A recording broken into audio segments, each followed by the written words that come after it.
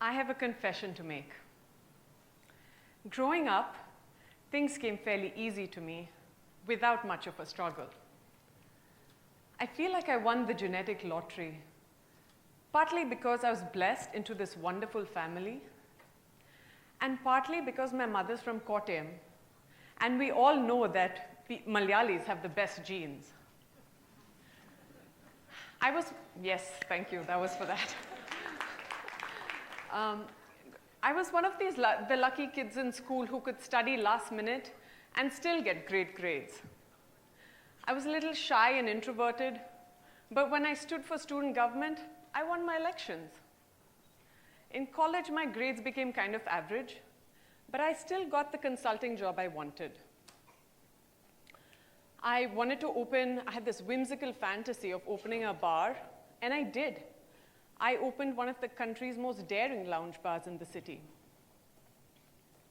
I love writing, and I write out of passion, but without much pushing, my articles would land up getting published.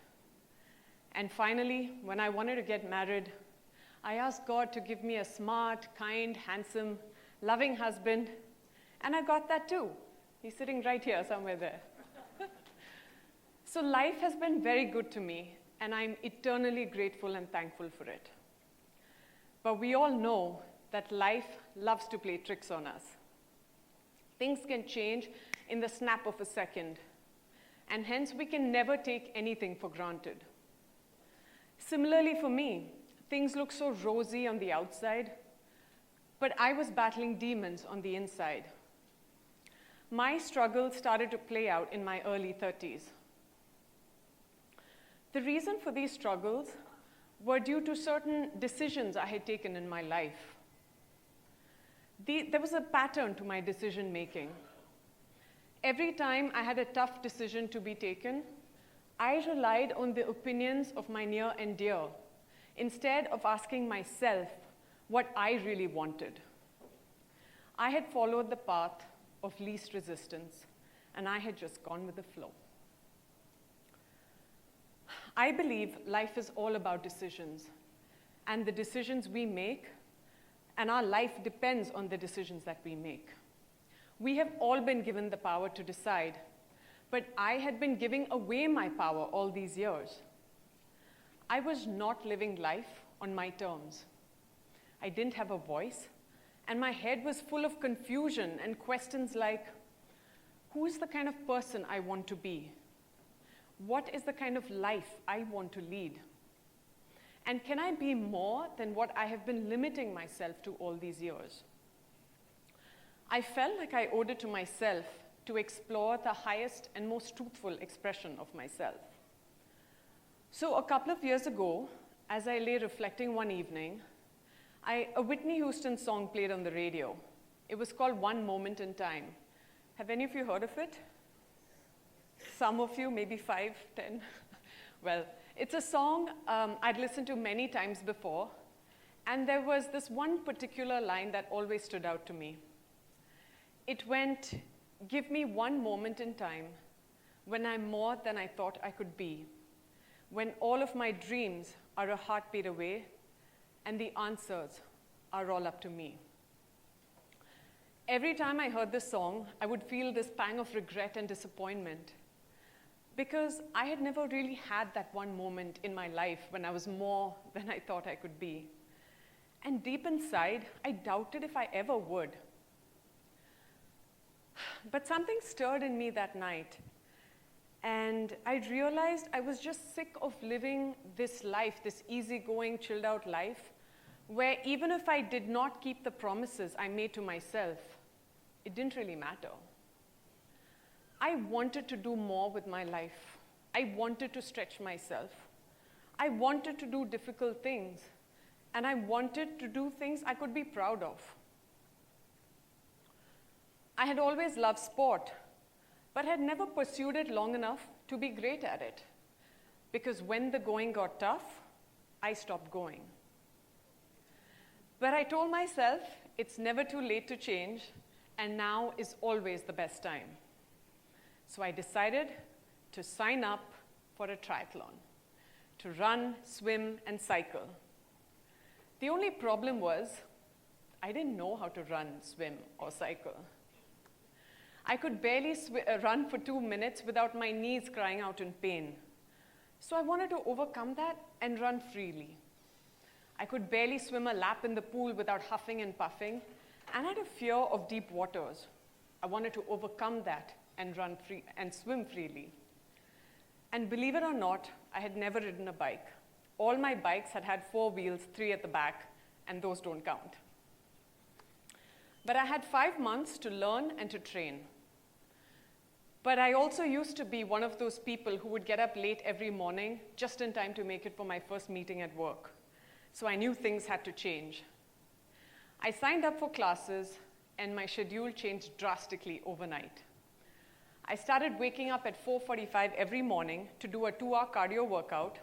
I would rush back home by 7:45 to get my daughter ready for play school, drop her, come back, get ready, head to work by 9:30, finish a full day of work by 6:30, and head back to the gym or the pool for an hour more of training.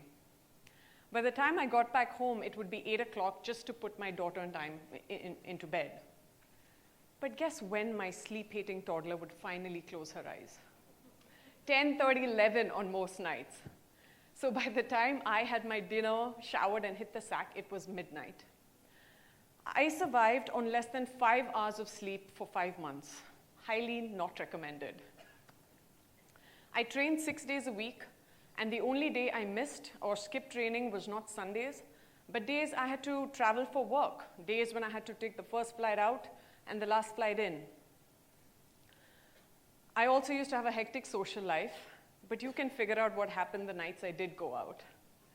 I would sleep late, wake up late, skip my training, take 2 days to recover, and my entire program would be off track. So I knew that sacrifices were in order if I were to achieve this goal. Any guesses on what became my favorite word during those 5 months of training? No. No to fun parties, no to late night movies, no to Sam. Do you know what Sam is? Have you heard of Sam? Sam was my true love. Sam was sugar, alcohol, and maida. I knew I had to give up Sam if I had to get fit and healthy. So I started treating Sam like this bad boyfriend I had to break up with. With barely any social life, those 5 months became the loneliest I'd ever been. But hey, who said stretching yourself outside your comfort zone has to be fun and easy? My coaches became my confidants, and with their support, I chugged along. I swam in ice-cold temperatures. I drank nasty concoctions of herbs and plants to keep my immunity up. And while everybody else was out having fun on a Saturday night, I stayed in. I stayed in and exercised or read a book or slept or did whatever I had to do in order to keep up my progress. So after 5 months of training, and you might think I was having fun at this, but even though I love sport, I wasn't really enjoying this. In fact, I used to ask myself, why are you putting yourself through this torture? Nobody is forcing you to do this. What are you trying to prove?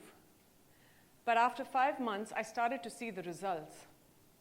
I went from being able to swim just 1 lap at a time to being able to swim 50 laps at a time. From being able to run just 2 minutes at a time to being able to run 2 hours at a time. And from never having ridden a bike to biking to the airport and back on highways, and you know how our Indian roads are. So after 5 months, it was finally race day, and I was nervous, but I was ready. I had even gone to a cycle shop to learn how to fix punctured tires. And I remember my dad half-jokingly telling me, I didn't send you to the US to get this expensive education so that you could come back and fix cycle tires. But I knew that I would be on my own on race day, and there would be nobody to help me out. The last thing I wanted was a punctured tire to prevent me from achieving my goal. So I had to be self-reliant. When the race finally began, everything that could go wrong went wrong, including me getting kicked in the face, losing myself along the way. But that's a whole different story in itself. The bottom line is, whatever obstacle came my way, I just kept chugging along. And after a grueling couple of hours, I finally crossed the finish line. And for the first time in my life, I felt I was more than I ever thought I could be. I was a triathlete. Thank you. Later on, to my luck, I found out that only 3 women had completed the sprint triathlon. So by virtue of just completing the race, I came 3rd and got a medal for it. See, I told you life is good to me. Now, I know there are many tougher races than mine, and there are thousands and thousands of much more accomplished athletes than I. But that event to me was my personal quantum leap. Not for its physical intensiveness, but for the kind of mindset change it brought about in me. It created a fundamental shift in my thinking. Post that event, I went on to run half marathons, swim open water in the Indian Ocean, long distance, run my fastest 10K, faster than most of the men I know, and also personally challenge myself, professionally and personally. Most importantly, I began to speak up for what I wanted. I began to stand up for the things I believed in. I started to take my own decisions and own the outcome. I started living life on my terms. So, what happens next? So why do I tell you this story of all the stories I could have told? Because I believe that true internal happiness comes when what you think, what you say, and what you do are in perfect harmony. And I'm not the only one who thinks that. Mahatma Gandhi thought that too, since he's the first one who said it. I believe honoring your word to yourself should be the most important promise you keep. Because by not doing that, you let yourself down. People still ask me, why do you work so hard? You can afford to take it easy. Your family is well off. You don't have to work a day in your life if you don't want to. And while that may be true, who wants easy? Easy is boring. It's only when you do difficult things, you stand a chance of becoming a force to reckon with. You stand a chance of becoming the highest version of yourself. I remember when being asked to do this talk, I was battling severe nausea and morning sickness and sluggishness that comes with the first trimester of most pregnancies. I nearly said no to doing the event because, honestly, there were days when I just physically couldn't. I didn't have the energy to write my speech, let alone practice it. But then I thought to myself, why take the path of least resistance? Not doing this speech is the easy thing to do. But doing the difficult is where the challenge lies. It's only when you push yourself, you stand a chance of maybe surprising yourself. So, my friends, I ask you, are you living an easy life? Or are you pushing yourself to be more than you ever thought you could be? Thank you.